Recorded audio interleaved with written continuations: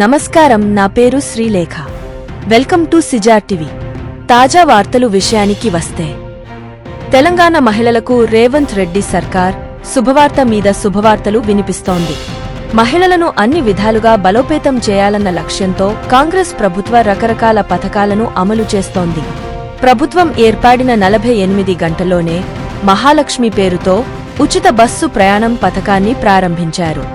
అయితే ఈ పథకం కింద 92 రోజుల్లో సుమారు 25 కోట్ల మంది మహిళలు బస్సులో ఉచితంగా ప్రయాణం చేసినట్టు ప్రభుత్వం చెబుతోంది.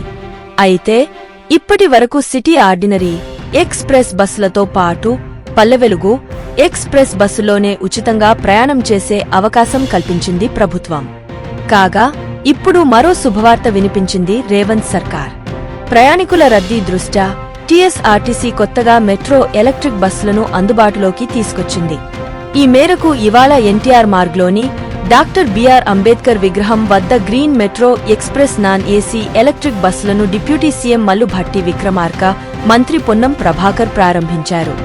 ఈ ఏడాది ఆగస్టు వరకు మరో 500 బస్సులను అందుబాటులోకి తీసుకొచ్చేందుకు ప్రభుత్వం నిర్ణయించింది.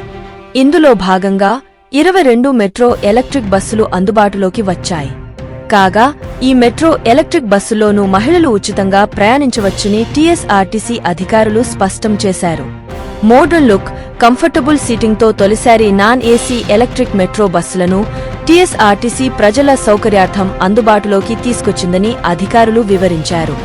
ఎలక్ట్రిక్ మెట్రో ఎక్స్ప్రెస్ బస్సులో సాధారణ ఛార్జీలే ఉంటాయని, మహిళలు ఉచితంగానే ప్రయాణం చేయొచ్చని సంస్థ అధికారులు వెల్లడించారు.